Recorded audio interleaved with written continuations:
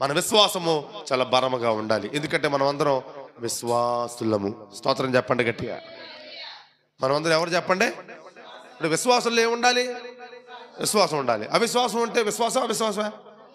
కానీ విచిత్రం ఏంటంటే అవిశ్వాసం కూడా విశ్వాసాన్ని పిలుస్తున్నారు. అదే దరిద్రం పెట్టింది నాకు. మందిరానికి వస్తే మాకేంటి ఉపయోగం? మందిరానికి వస్తే మాకు కూడాడు దొరికిద్ది. మందిరానికి వస్తే మాకు డబ్బులు ఏమన్నా అయ్యగారు ఇస్తారా? మందిరానికి వచ్చి ఏమన్నా దశంభాగం కానీ కానుకలు కానీ ఇస్తే దేవుడు అని తెచ్చి పెడతాడా? అదేంటి? నువ్వు వస్తే దేవుడు నిన్ను దీవించడా? నువ్వు ఇస్తే దేవుడు నిన్ను ఆశీర్వదించడా? అంటే నువ్వు ఈ రెండు ఏమి చేయట్లేదంటే అర్థం ఏంటి? వస్తే వస్తాయా, ఇస్తే వస్తాయా? మామూలుగా నువ్వు వస్తా, నేను దేవుని మందిరానికి వెళ్తా, దేవుని మందిరానికి వెళ్తే నాకేంటి ప్రయోజనం అని అంటున్నారంటే ఒక విశ్వాసి వాడు విశ్వాసం అవుతాడా? అరే మందిరానికి వెళ్తాం బట్టే దేవుడు నాకు ఏదైనా చేస్తాడు, చేయగలడు, అది కాదు విశ్వాసం. కానీ వెళ్తే ఏం జరిగింది? దేవుడు ఏమైనా కూడి పెడతాడా? దేవుడు డబ్బులు ఎత్తరా? పాస్టర్ గారు ఏమన్నా పూజిస్తారా? ఇదేంటి, ఇది విశ్వాసమా? మరి ఏళ్ళంటే విశ్వాసం అంటున్నాం మనం. ఆలోచించాలి. రెండవదిగా దేవుడికి ఇస్తే దేవుడు ఇస్తాడా? ఇస్తే దేవుడు ఇస్తాడా? మన డబ్బులే పోతాయి కదా, మన డబ్బులే ఖర్చు అవుతాయి, మనమే ఇవ్వాలి, దేవుడు ఇస్తాడా అనే ఆలోచనతో ఏమండి ఎగ్గొట్టేయట్లేదా ఈరోజు కానుకలు లేకపోతే దశంభాగాలు? ఎగ్గొట్టేయట్లేదా? ఎందుకు ఎగ్గొడుతుందో తెలుసా? ఇదే కారణం. ఉన్నది ఇచ్చేస్తే తర్వాత పరిస్థితి ఏంటి? ఈ దశంభాగం ఎంత ఉంది? 1000 రూపాయలు దశంభాగం ఇస్తే మా పరిస్థితి ఏంటి? 500 రూపాయలు దశంభాగం ఇస్తే మా పరిస్థితి ఏంటి అని అంటున్నాడంటే ఎట్ట విశ్వాసం అవుతావు నువ్వు? మీకు అర్థమవుతుంది ఇక్కడ నువ్వు నీ విశ్వాసం ఎంత పరిమాణంలో ఉందో నీకు అర్థమైపోవాలి ఈరోజు. స్తోత్రం చెప్పండి గట్టిగా.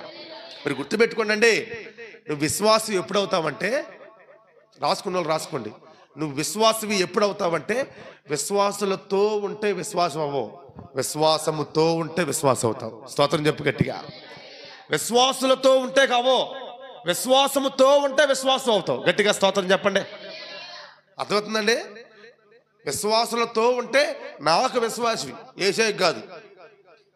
మరి నేను మొహం కొట్టినట్టు చెప్పనుగా, ఎందుకంటే నువ్వు విశ్వాసం లేదు నీకు. 4 రోజు వస్తే మార్చుకుంటే దేవుడు బతికెత్తే మార్చుకునే అవకాశం దేవుడు ఇస్తే మార్చుకుంటావని నువ్వు విశ్వాసం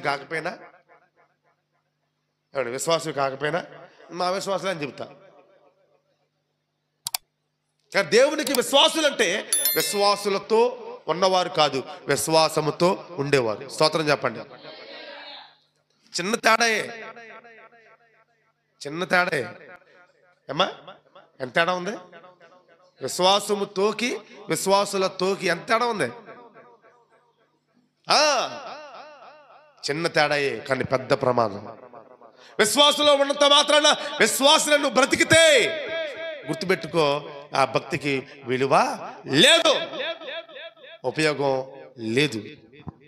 ప్రభు కనికరము కానీ ప్రభు దీవెనలు కానీ ఆ వ్యక్తుల మీద ఉండవు.